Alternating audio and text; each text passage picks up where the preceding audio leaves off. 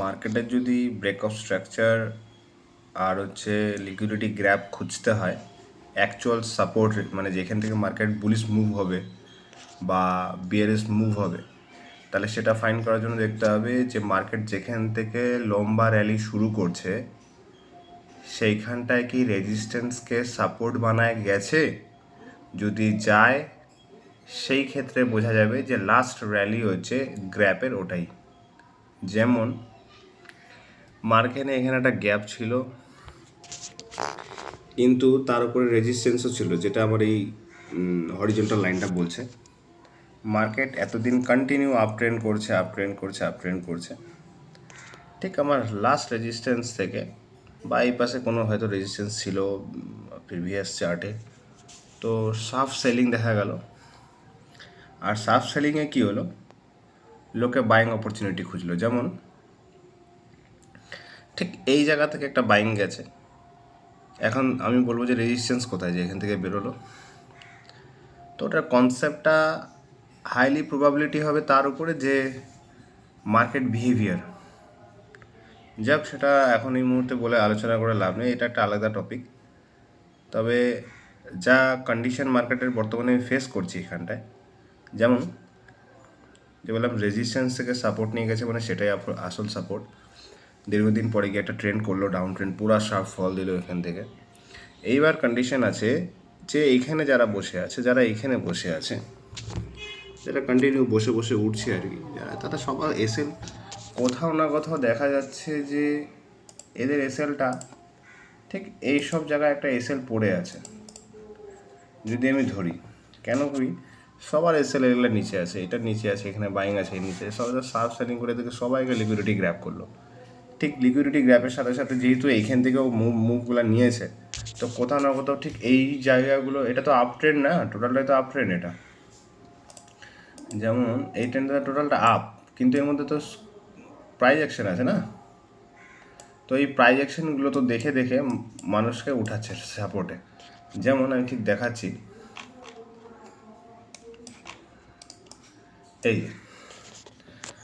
সাপোর্টের চেষ্টা করছে, বেরোনোর চেষ্টা করলো, আবার মার্কেট ফল, আবার সাপোর্ট উঠালো লোক, আবার উঠতে চাইলো ফল, আবার উঠাতে চাইলো, আবার উঠতে চাইলো ফল, আবার উঠাতে চাইলো চলো ফল। এবার এখানে না ব্রেকআপ স্ট্রাকচারগুলো আছে, এটা ফলো করতে হবে। এবার বুলিশ মোমেন্টাম কোথা থেকে হবে, যেমন ব্রেকআপ স্ট্রাকচারের আগে এটা বলে দিই, যেমন এই জায়গাটা রেজিস্ট্যান্স নিয়ে মার্কেটে একটা গ্যাপ আপ করে মার্কেট ফিল করছে না, তো ঠিক এই রেজিস্ট্যান্স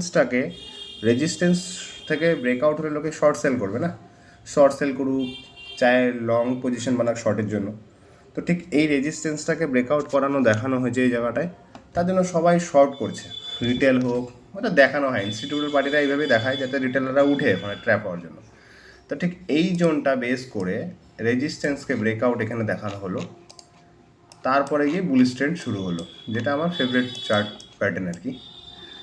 তো ঠিক এই যে এই ক্যান্ডেলটা দেখালো ব্রেকআপ স্ট্রাকচার, ওই জায়গাটা রেজিস্ট্যান্সটাকে ব্রেক করলো, ঠিক এইখান থেকে যে ক্যান্ডেলটা বানালো, আমি যদি দেখি আমার এখানে ব্রেকআপ স্ট্রাকচার পরে যে আমার হাতুড়িটা আছে না, এই যে হাতুড়িটা, এই হাতুড়িটা আমার এন্ট্রি, আর হাতুড়ির নিচে আমার স্টপ লস, আর এখান থেকে আমার বাইং পুরো র্যালি উঠবে।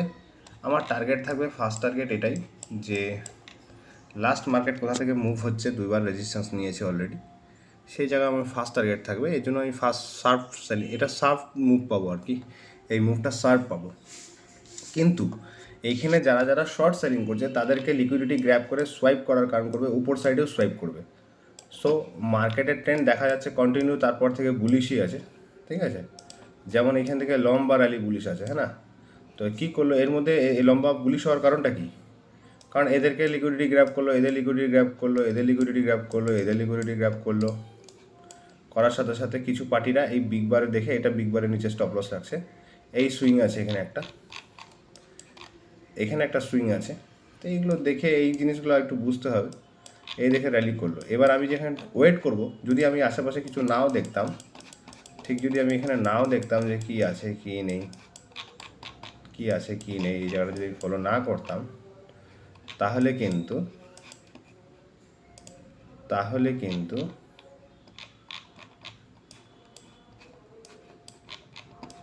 সরি, তাহলে আমাকে ওয়েট করতে হতো একটা জিনিসের কারণে, সেটা হচ্ছে ব্রেকআপ স্ট্রাকচার। যেমন আমি ডিলিট করে দিচ্ছি। মার্কেট সাবসেলিং হচ্ছে, এখান থেকে ক্যান্ডেল বানাচ্ছে, আমাকে মুভ দিবে, এখান থেকে 3বার রিজেকশন করলো, ঠিক আছে। এখানে একটা মুভ টার্গেট থাকবেই আমার আলটিমেট, কিন্তু আমাকে এন্ট্রি লাগবে। এন্ট্রিটা কী আছে, এখানে ব্রেকআপ স্ট্রাকচার করলো, ব্রেকআপ স্ট্রাকচার করে এখান থেকে লোক কিছু এন্ট্রি দিল, দেওয়ার পরে কী করলো, এই জায়গায় কিছু কিছু লোক স্টপ লস আছে, তাদের স্টপ লস হান্ট করার জন্য এখানে আবার কিছুক্ষণ ধরে নামালো, আবার ব্রেকআপ স্ট্রাকচার, এখান থেকে কিছু পজিশন আস্তে আস্তে করে ব্রেকআপ স্ট্রাকচার, যাই হোক ব্রেকআপ স্ট্রাকচার, আবার ব্রেকআপ স্ট্রাকচার, আবার এখানটা ব্রেকআপ স্ট্রাকচার, এই জায়গাটা ঠিক এই জায়গাটা ব্রেকআপ স্ট্রাকচার। তো এখানে যারা যারা শর্ট সেল করে যাচ্ছে, শর্ট সেল করেছে, প্রধানত এখানে সেলাররা বসে আছে না। এইবার যখন এখানে ব্রেকআপ স্ট্রাকচার করলো, তো আমার রেজিস্ট্যান্স আলটিমেট এইসব জায়গায় ছিল, রেজিস্ট্যান্সটাকে ব্রেকআউট দেখালো, সবাইকে আরও রিটেলকে ট্র্যাপ করে এখানে বুলিশ একটা মোমেন্টাম বানালো। এখানে যদি হ্যামার হয়, যেমন এখানে আমি হ্যামার পেয়েছি, আর এই ক্যান্ডেলটাও আমাকে বলছে যে তুমি উঠে যাও, সেটা রিস্ক রিওয়ার্ডের উপরে নির্ভর করে, আর নিজের প্রবাবিলিটির উপরে, কতটা নিজের ট্যালেন্ট আছে এই বিষয়ে, কতবার তুমি একটা জিনিসের ট্রেড নিয়েছো। আর হতে পারে কি এটাতে আমার এসএলও লাগতে পারতো, কি আরেকটা ব্রেকআপ স্ট্রাকচার, কিন্তু কন্টিনিউ ব্রেকআপ স্ট্রাকচার এই একই লাইনের মধ্যে করবে না, একটু স্কুইজ চাপাচাপি হবে, তারপর ব্রেকআপ স্ট্রাকচার হবে। যেমন এখানে হয়েছে, ব্রেকআপটা এখানে উঠলো, এখানে কিছুক্ষণ সময় বিতালো, মানে এই জায়গাটা ডিমান্ড একটা জোন বানালো, তারপর ব্রেকআপ স্ট্রাকচার করলে এই ক্যান্ডেলটা, রেড ক্যান্ডেলটা গ্র্যাব করে দিল সবাইকে, করে যে ক্যান্ডেলটা আছে এটা সাব বাইং জোন, বিকজ ওরা উঠানোর আগেও রিটেলদেরকে ট্র্যাপ করে তারপর যায়, মানে মার্কেটের কাজই যাকে তাকে আমি নিয়ে যাব, আমি তাদের বাস দিয়ে যাব, আমি দিব না ওদেরকে টাকা। তো যেহেতু আমার এই দুটো সুইং থেকে মার্কেট পড়েছে, তাহলে আমাকে এই জায়গাটায় আমাকে এখানে একটা ট্রেন্ড লাইন হরিজন্টাল টানতে হবে, আমার এন্ট্রি থেকে হাতুড়িতেই নিতে হবে। এই জায়গাটা প্রিমিয়াম থিটাডিকে করতে পারে, অন্য এক্সপায়ারি দিন তো আরও বেশি করবে, খুব পরিমাণে করবে, ওই জায়গাটা একটু সতর্কভাবে এক্সপায়ারি দিন যেমন এইসব জায়গায় এন্ট্রি নেওয়াটা বেটার হবে, কারণ এখান থেকে মুভটা ভালো আসবে। আর দ্বিতীয়ত যেটা টার্গেট আছে আমার, যদি আমি টার্গেটটা এটাই এর জন্য বসে থাকি না, তো মেবি কতক্ষণের সময় গেল, এন্ট্রিটা যদি এটা হয় আমার, আর টার্গেট যদি আমি যাই 50% যদি ধরি, এটা না ফিবোনাচির 50% যদি ধরি, তাই আমার সময়টা খাবে ঠিক কতক্ষণ, 2 ঘন্টা বসতে হবে, আমার পুরো টার্গেট হিট করে দেবে। আর যেহেতু এটা টার্গেট আছে, এই টার্গেটটাও অ্যাচিভ হবে, সেকেন্ড টার্গেটও অ্যাচিভ হবে, যদি আমি এই টার্গেটটাই অ্যাচিভ করি, তাহলে অলমোস্ট আমার কত পয়েন্টের মুভ পাচ্ছি আমি, 175 পয়েন্ট আমার এখানে ক্যাপচার্ড হবে।